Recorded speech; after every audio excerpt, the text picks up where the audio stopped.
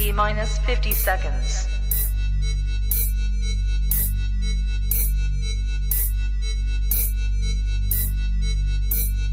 T minus 40 seconds.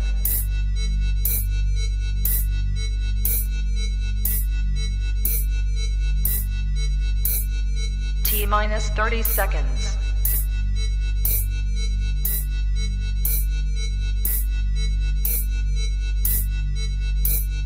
T minus 20 seconds.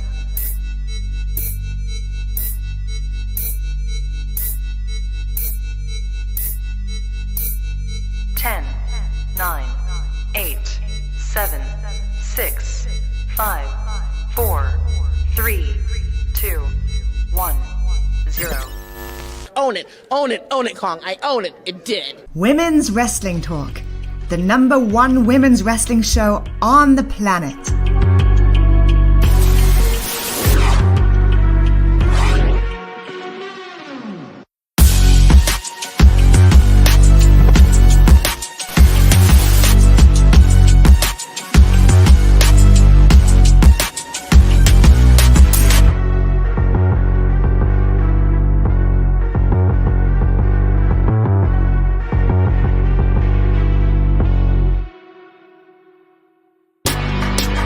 Women's Wrestling Talk, the #1 women's wrestling show on the planet. Hello and good afternoon. It's not evening yet. This is Women's Wrestling Talk Podcast, the #1 women's wrestling show on the planet. Yay. And I'm here with Aisha Lomax. And I am here. I'm here with Shay Hurston. So we are going over the very first episode of Women's Wrestling Army, and I loved it. I will say, and I will get into it at the end, I was very emotional. Very great episode. But also, I would like to touch on a loss that we had in the wrestling community this a few days ago, and it's a big loss. And I just like to say my condolences to Jay Briscoe, his family, and anyone who was affected and knew him. I just want to say I am so sorry for your loss, and what a life, what a great wrestler, and it's really a sad loss for this community. Yeah, absolutely. It was that news coming in was just like it was really shocking, but I hadn't, again, since you guys know I'm new to all of this. Mika was actually the one who was like, when she was like, you need to watch their promos, like to really get a sense of who they are and things like that. And when she told me that, I immediately started watching their promos and then like watching some of their previous matches. And I was like, these dudes are wild. And so, I loved their Ring of Honor match with FTR. And I thought that was just amazing. And I'm so looking forward to more from them. And this is just, it's really tragic and devastating. And you're right, like lots of love and prayers and healing to his 2 children, I believe, that are, really serious condition, that are in surgery. And so hopefully that they recover, and just lots of prayers to all of them. It's really hard. And you can really feel that the wrestling community has just been really affected by that for the past couple days. So yeah. Absolutely. So trying to get into something positive, talking about Women's Wrestling Army. And they open it with, we have Alyssa Marino and Eleni Leonard. He opens it up. They kind of say a few words, kind of introducing us to this new, atmosphere. And then they bring out Maria Kanellis. And I gotta say, she really got me. I couldn't hear you. Oh my gosh, my mic was. But yeah, I loved everything that she had to say, because it was basically saying like people kind of counted her out. Like they didn't expect her to do anything, past a certain point, and she went past those points. Like, you're not going to stifle me. You're not going to keep me in a box. And so I really, really love this. How did you feel about, this whole like her opening speech. Like I feel like it was like I felt all motivated. I want to go do something. This is my day off. So No, I felt really. It was. I felt like I felt it, and I was like, okay, like what else is Maria doing? And I was like, oh, like I've seen Maria like on with on like AEW and like different things, and I'm like, yeah, this is really really cool that she decided that this is something that she wanted to create and to really get more women that she knows are amazing wrestlers and give them this platform where she feels like maybe other platforms aren't showcasing them as frequently and as as they should. So I thought this was really really neat. yeah, no, I agree. I think they kept making a point to say this is about inclusion. That is what Women's Wrestling Army is based off. So I'm sold. I love it. So after we get that speech, like she got me riled up. We go into getting some kind of backstories on Miranda Alizé, the Lucha Baddie. Um, she kind of talks about how she's been in this business 10 years. She's very worldly traveled. She's been places and she knows what she's doing in that ring. Then she kind of touches on her kind of beef that she has with her opponent tonight, Lainey Luck. And Lainey is also very much like, yeah, we got some issues that need to be ironed out. And they will be ironed out tonight. Yes. She also, Miranda also talked about her being a physical therapist, which I thought is so cool, especially, for her being in this business. I think that's great to have that type of knowledge. How did you feel about her bringing that up? I thought it was really cool. So I, was doing my little research. So I'm gonna give you my slides that I put together, my little PowerPoint presentation, right? Because I'm catching up. I'm playing catch up. So here we are.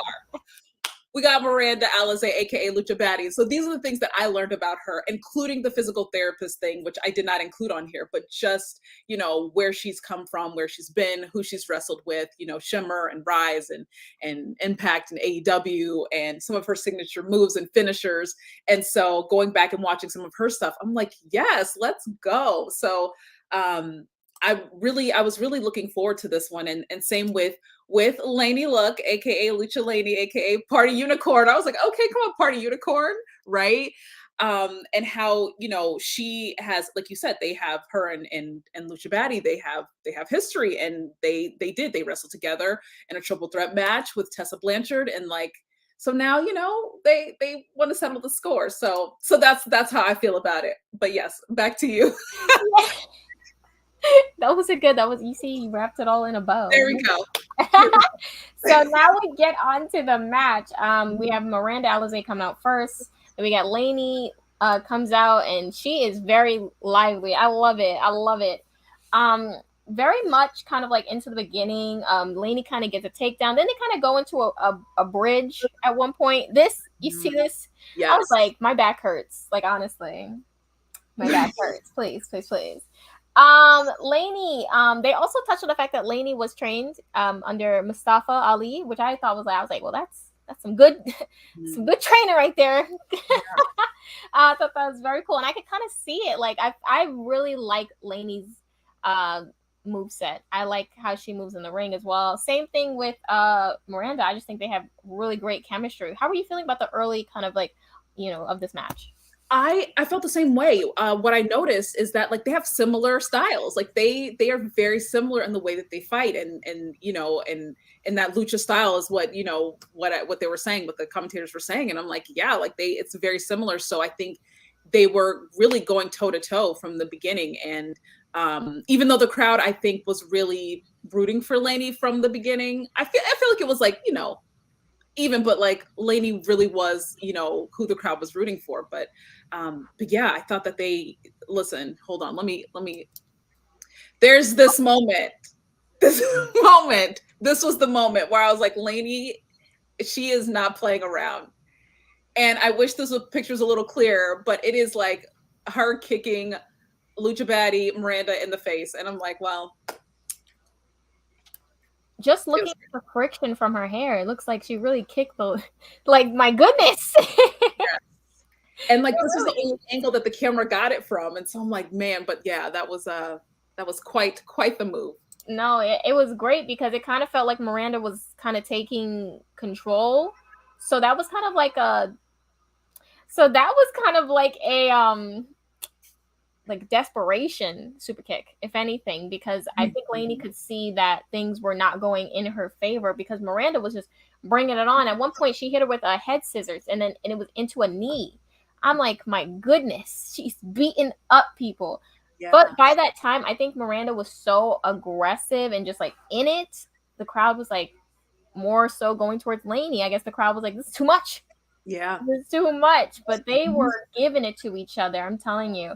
And then at one point, Miranda did follow up with like a suplex into a cover. Obviously, that was unsuccessful because the match did continue on. She also resorted to raking Lainey's eyes, so that could be another reason why the crowd kind of was, losing it, taking it back from her. How do you feel about her taking such an aggressive stance in this match? Well, I mean, you understand, you do what you need to do. I think, of course, like the crowd is going to feel some kind of way. I think it wasn't till towards the end where it was like, okay, they were really like, all right. And oh, hi JD. And so yeah, so like I thought like again for a lot of the match, like Miranda really had the advantage and she was just going in. And so she was doing, I guess, what needs to be done. But also this kick to the ribs as well. Like she was going in. I don't know. Can't hear you. Where'd you go? This mute button uses forever. So Lainey hit Miranda with a drop kick, and then she tried to get a pin. Obviously, that didn't work out. Miranda did a head scissors into a takedown, and then went into a crossface. But Lainey then switched that into the Lainey lock, as she calls it, and then into a Wanderlust. I mean, there was a lot going on here, a lot of exchange, but in the end, Miranda, she got a DDT in the corner off the second rope. Then it kind of went into her getting the Death Valley Party, then a pin, but it didn't work out. But then Miranda got her with a cutter, and that was the ending of this match. It was sudden. I didn't expect that. Yeah. Yep. She's sitting right here. Look at her. Like Lainey is just, she's tired. She's like, girl, I'm done. I am done. And then it was all, I guess, all good and well, Miranda got the win until she decides that she does not want Lainey on in the ring with her anymore and just like pushes her right off and that's when the crowd turns on her. Fully. Yeah. No, yeah. I don't really know why, but I guess the beef lives on. It does. The beef lives on. And even Lainey said, this is not over. It's not over. See it in her face right here. Yeah, no, that was even though Lainey lost, honestly, that was a great match. And that really could have went either way. It was very hard hitting. So she shouldn't take that as anything or anger because that was a great match that was put on. Yeah, it was really, really good. All right. So now we have What's the Dish with Lish. This is Alicia Edwards with the Hex, Marty Bell, and Allison Kay. And Marty was teaching Lish how to do the I didn't capture the actual picture of her doing the little booty pop, her pose. Trying to teach Lish how to do that, stand up on the chair and and give the pose. But I'm like, y'all, this is cute. Yeah, it definitely was a cute segment, and I think Alicia did a very good job. Yeah, it was a good. Pulled her little jacket up, her little booty pop. I might get me a chair photo later, okay? If I feel like I need it. So now we have a little bit of back story for the next match for Big Swole versus Trish Adora. Okay. All right, here we go. Let me pull up my slides. All right, we got Big Swole. I'm gonna tell you some things about Big Swole, the stuff that I'm learning. Listen, like it's great.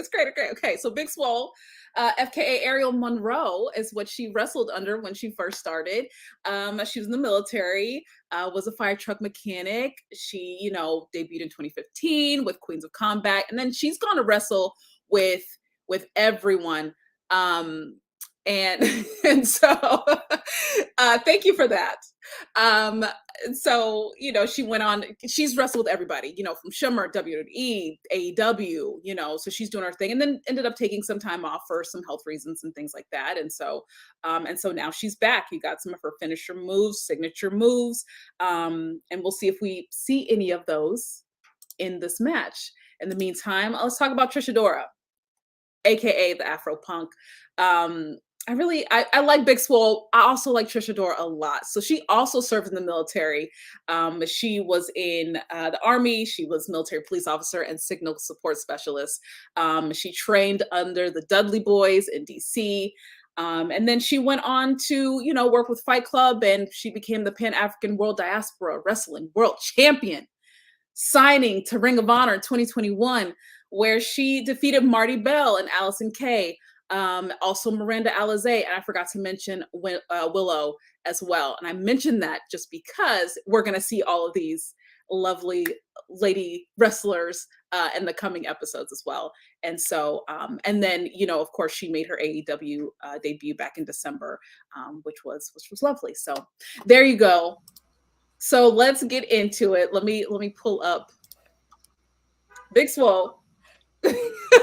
Yes, Big Swole. Oh my God, I love her. Her energy is just so, I can't explain it, but it's almost like intoxicating. It's like she just makes you want to get like loose and just laugh. Like, I love her energy, and just her just saying, listen, I'm a strike-based wrestler. Like, I'm gonna keep just until I see something take place. Yes. So I really did like that. And I like that she made it clear that she really, really felt like her morals and who she is and what she represents fell so in line with Women's Wrestling Army. So I like that she said that because, it should be said. Like, I really like that they're so inclusive. It's great. It's great to see. So her kind of like saying, hey, I feel like my morals align greatly with this, promotion. So I thought that was cool. Mm-hmm. How did you feel about that? I mean, a lot of the same things where I was just like, okay, she seems very much like laid back, but also very laser focused on like what her goal is and what she knows what she brings to the table. Mm-hmm. And I think that's one thing that I recognize. It was like, she knows who she is, and like that focus there, it's not like she's everywhere. She's not trying to do everything. It's like, I know what I do. This is what I do, and this is what I'm going to do. And yeah. No, absolutely. I absolutely agree with that. Yeah, she's a vibe. She's great. Mm-hmm. And then we have Trish Adora. She has this earthy, calm, amazing, just soft spirit. Like, I got it just through her speaking, and just her kind of like speaking on how appreciative she was to Maria Kanellis and her genius of getting this all to be possible. Like, I love that. And then also her talking about how she has 5 brothers, she's from DC, and like giving us that backstory, and then also telling us her love for Jacqueline, which I was like, yes, because same. I love Jacqueline. And just how inspiring she was to so many women like me, to see someone who looks like me, like it's always a beautiful thing to see that, representation. So for her saying that was so important to her, it's great. So I love both these women so much. That is my dog. How did you feel about what Trish was speaking on? You know what she said and what you just said, like I'm absolutely in agreement. And I think that is honestly what attracted me to start watching more wrestling. It was, first seeing, a show live, and then seeing, specifically Jade Cargill. And I was like, who's this Black woman? Who are the Black women that are wrestling? Like, I know that they are there, but like, I just didn't know who they were. And so I think for me, that really was kind of my entryway, and then was able to kind of branch out and start watching, everyone else. But yeah. Yeah, no, definitely. The women that look like us, that are, that are really, that continue to pave the way, and not just with, the bigger companies, but, that are on the indie circuit as well. Yeah. No, definitely agree. So now we have the match. Mm-hmm. And can I so This is great. I loved it. I really did love this match. I mean, they tore the house down. I just love this part. I'm sorry, this was so funny to me because when Trish had Swole down at first in this bridge, you hear Swole like, "Get me the F back up." Like I love, like, it's almost like she has ad libs. Like she just has so much to say in the ring. And I love that because I feel like Kevin Owens is like that as well, where he just has so much to say and it just adds to the match. And she was adding to it so much. How did you feel about that? She was adding to it, and I also noticed that technical match or brawl. This I would say both, but I felt like in a way it was both. It was both. I felt like with this match, as opposed to the first match, this one, like the crowd was really talking back as well. Like they were really here for Trish from the get-go, but they were talking back. And I was like, y'all are more vocal here. And so yeah, that's what I noticed. Yes, and I also like that they spoke about the fact that the last time that they met in the ring was in 2019. So it's like this is kind of like a reopening of a door for them. I'm glad they opened it because, oh man. And they also spoke about how, Trish, she studied under Jonathan Gresham at the ROH dojo. Also spoke about how Swole was trained by George South. So I like that they kind of gave us that background to be like, these are the people behind these amazing women and what they're bringing in this ring. They had a hand in that. And I was like, okay, I like that. And that's very cool. And those are great names to have behind you as well. So, yeah. They also, let me see here. So Swole went like a hammerlock at one point. And for Trish, they said this a few times. They pointed on this. She's a very good technical wrestler. Yes. She literally spun about that thing like so quickly into having like a handshake. She took Swole's hand. I was like, oh, she's and then there's a moment where like Swole was just on her knees and she just kind of circles, and I didn't get a chance to capture that moment, but it was just like she was just on her knees, just like watching Trish just walk around the ring. It was very cute moment. Yeah, I love that. She's just so animated in the ring and she adds so much. Like, so then we have Swole, she kind of got like Trish in like this kind of like move where she had her legs like open and she was kind of putting pressure on her like thighs. Yeah. I was like, oh, this hurts. I don't even want to. I'm looking at it. My legs hurt. Stop it, please. I've had it. But Trish is able to get out of that. They kind of have a bit of a back and forth, which ends with Swole getting a hip toss on Trish. Then it kind of goes into a dragon screw, dropping Trish again.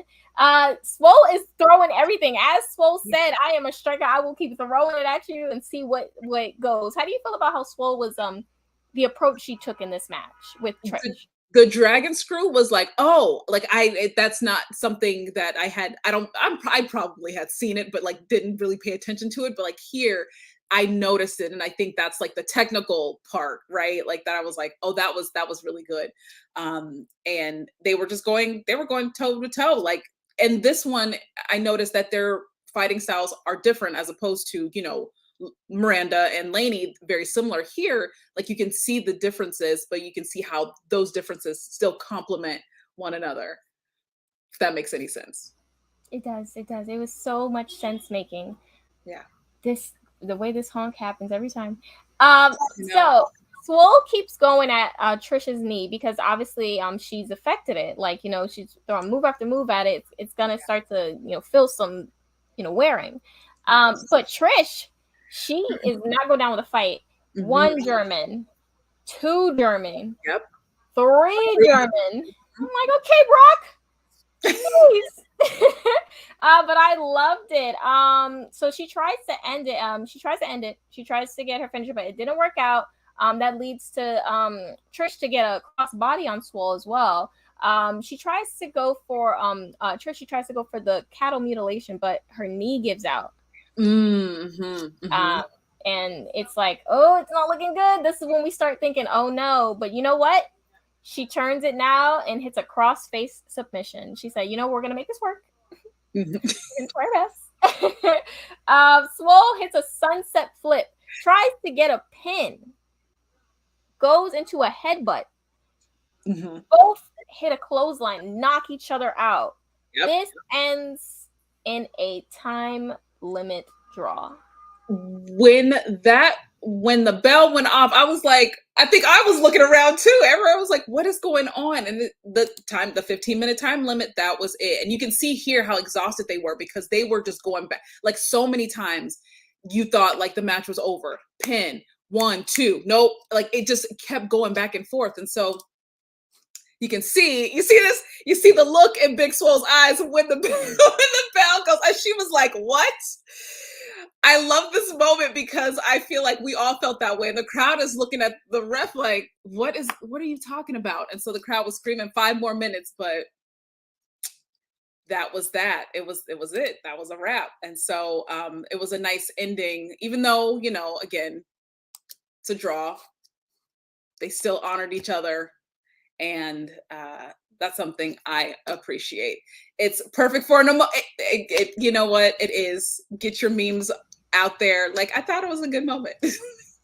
Oh no, yeah, she has the best facial expressions. I was literally like gasping for air every time she had one of her facial expressions on deck. But yeah, like, everyone's chanting 5 more minutes. I didn't even realize that it had been like that long, like, because I was just so invested and it was such a good match. I'm like, hopefully we can get another, so we can get a definitive winner. Yeah, I think that's what this match deserves. That's what these women put on. That's what it deserves, a definitive winner. Yes. Yeah. So I mean, that's pretty much it. But what I loved about the ending of this, they had something for Tag Me and United. They did, and I did not capture it, but yes, they sure did. I love this so much because I am someone also that suffers with depression, and so for them to bring this up and talk about how important it is, specifically within the wrestling community, I thought that was such a beautiful and amazing thing. And it made me get a little emotional too, because I'm just like, for so long, it was like people didn't give a crap, or like, you know, they would kind of brush it aside. And so now that it's becoming something like in general, that people are really trying to work on and, like, you know, be sensitive and understanding to people going through this. I loved it. So I just thought that was amazing. And amazing ending. Amazing episode altogether. Yes, I absolutely agree. I think that, you know, I think that it is, it's important that people from all different walks of life, and especially in this community, recognize that, like, the struggles that they have, you know, whatever kind of struggles, professionally, personally, all of the above, and that sometimes, like, you need help, you need something, you need relief, you need to know that you're not alone, you need whatever. And like, the fact that they're really putting that out there, that, like, you know, listen, I had these struggles too. If you need help, like, reach out. And yeah, I thought that was, I thought it was lovely. Yeah. Absolutely. It's every time I unmute, it's crazy. But yes, no, I definitely love that. I thought that was a beautiful message and a beautiful way to close out the very first episode of Women's Wrestling Army. Yeah. So we're excited to be able to start over and to, you know, go through these episodes until they give us new ones. And so in the meantime, it's nice to review these and look back until we, you know, until we get our next season, if you will. Yes. So all right. Before we go, I want to put this back up, and I want to, can you tell the people where to find you, Shay? You can catch me at Shay Sawyer _ on most of my platforms. TikTok is Shay Sawyer 23. But you can also catch me on Unpopular Review. I do reviews on Tuesday and Wednesday as well. If you want to check that out. Also do another review in an hour on Women's Wrestling Talk. for NXT. So definitely check into that if you are free. How about you? I mean, I'm just, I'm not doing as much as you. You can find me on Twitter at Aisha Watches. I just tweet about the stuff that I'm watching, and it's not just wrestling stuff. It's just whatever, TV, movies, wrestling, whatever. If you want to find me on Instagram, you can. It's just pictures of me. And it's Aisha Lomax on Instagram. On TikTok, it's Aisha Lomax. Honestly, like the branding is not even across the board. TikTok, I just post videos of like when I travel and like, pretty skies and stuff like that. So yeah, if you want to know about the stuff that I'm watching, Twitter is where it's at. But yeah, that's it. That's all. All right. Listen, that's important stuff, okay? So Yes. I like your tweets, okay? I appreciate that. Right. All right. So with that being said, thank you for watching Women's Wrestling Talk, the #1 women's wrestling show on the planet.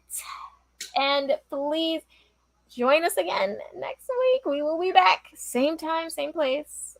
Thanks. Good night, guys. Women's Wrestling Talk, the #1 women's wrestling show on the planet.